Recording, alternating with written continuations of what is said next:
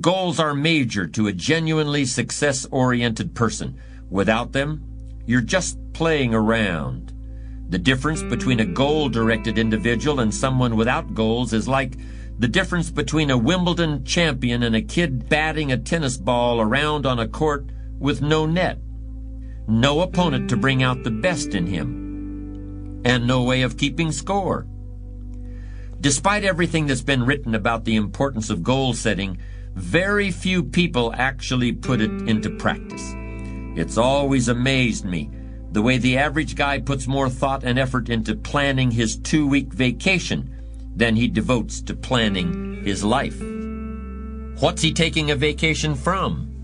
He hasn't really decided what he's trying to do in life, but for 2 weeks out of the year, he just decides he wants to do something else. And this is what he plans very carefully. Challenge creates strong character, and goals represent challenge in its most positive form.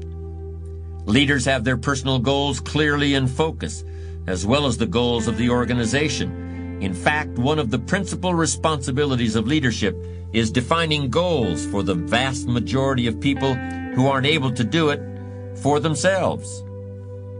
Over the years, I've developed some ideas about effective goal setting, and I'd like to share those with you in a moment. And I also want to point out some traps of goal-directed behavior that aren't usually talked about, but that certainly ought to be. When I was a kid, I used to dream what it would be like to buy a ticket on a railroad train and just go someplace. I really didn't think about where I'd be going or how long it would take to get there. I just loved the idea of getting on the train and just letting it take me someplace. I guess there's still something appealing about that idea, but it's not really the way you want to live your life as a mature human being. When you grow up, you buy a ticket on a train or a plane because you want to go someplace, and you know exactly where you're going. You may have to change planes in a different city. Your flight may be canceled, and you may have to switch to another flight. You may not feel like talking to the person seated next to you, but you will persist. You know where you're headed, and you're quite determined to get there. That's goal-directed behavior in its simplest form. There are short-term goals and long-term goals. Sometimes you're flying across the country. Other times you're just walking down to the corner grocery store. Long-term goals are the equivalent of a major journey. When you reach the point where you've achieved your long-term goals, your life will be fundamentally changed, and the process of getting to that point will transform you into a stronger, wiser, higher-performing person than you are now. How can you identify your long-term goals? On a sheet of paper or in a notebook, write these 5 headings. Number 1, what do I want to do? Number 2, what do I want to be? Number 3, what do I want to see? Number 4, what do I want to have? And number 5, where do I want to go? Now, under each of these categories, write down several possible long-term goals. Be very relaxed about this. Just allow your mind to flow and come up with 3 to 6 ideas for each category.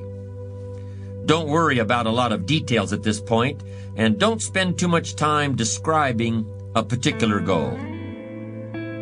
In category number 1, for example, what do I want to do?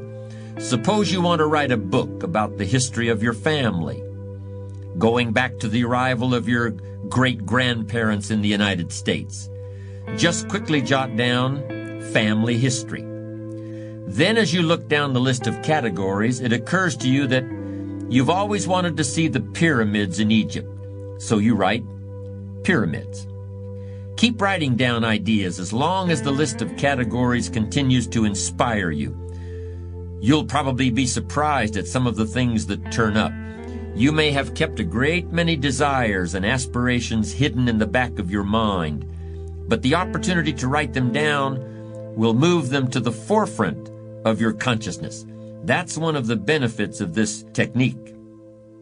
When you're satisfied with your list of long-term goals, read through the list once again. Then, beside each item, write the number of years that you believe it will take you to achieve that particular goal.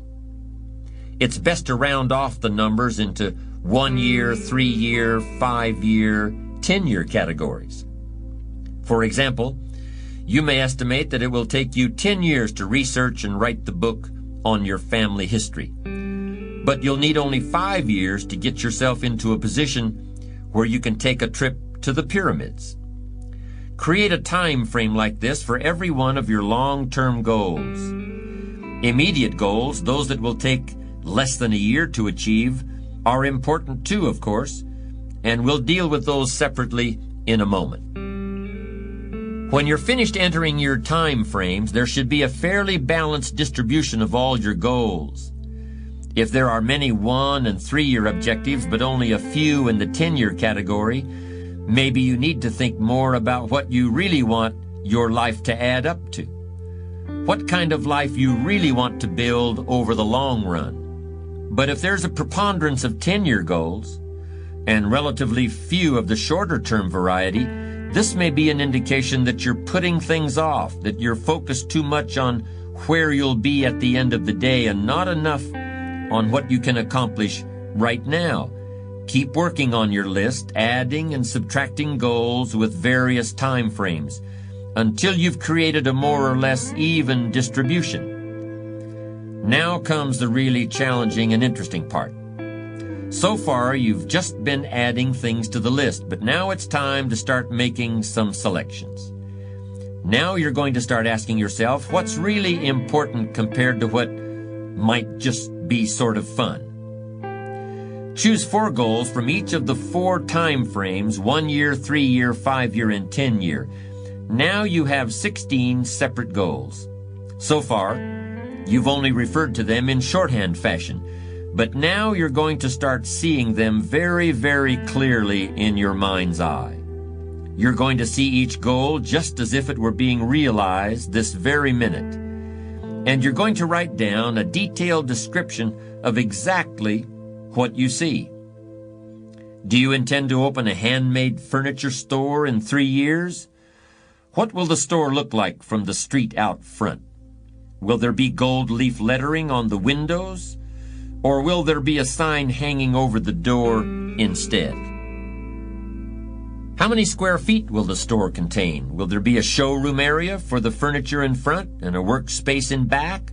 Or will the furniture be built at a different location? Do you intend to have any employees, or will you run the business entirely by yourself? Think of all the questions that need to be answered in order to see your goal with absolute clarity. And then write the information down in a notebook or on a piece of paper. That will become one of your most important personal possessions. But that's not all. Any goal is a powerful motivator only if there's a powerful reason behind it. Why do you want to achieve your goals?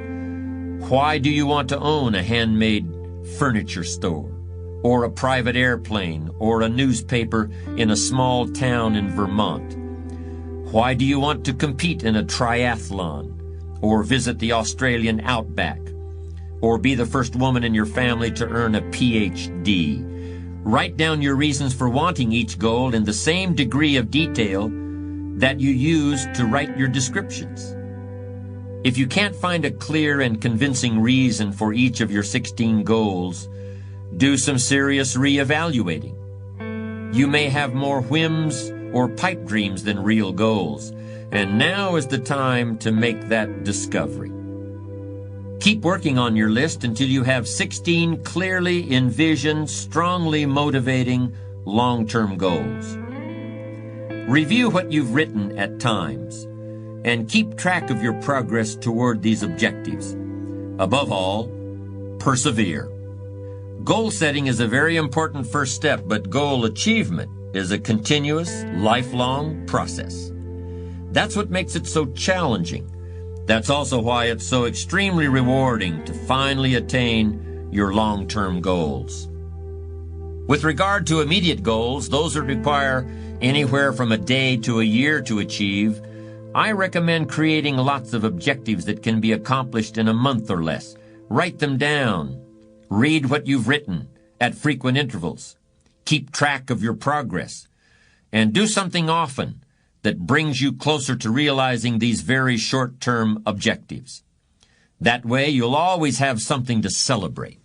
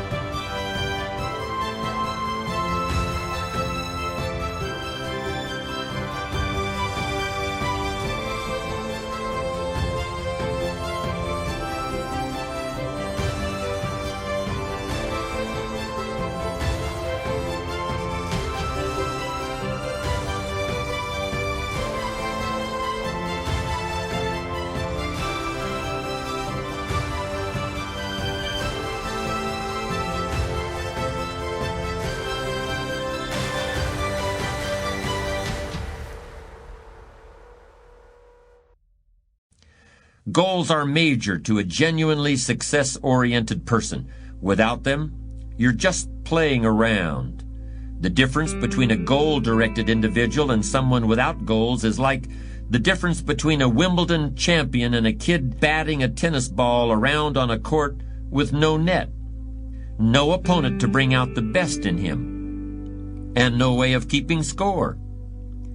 Despite everything that's been written about the importance of goal setting, very few people actually put it into practice. It's always amazed me the way the average guy puts more thought and effort into planning his 2-week vacation than he devotes to planning his life.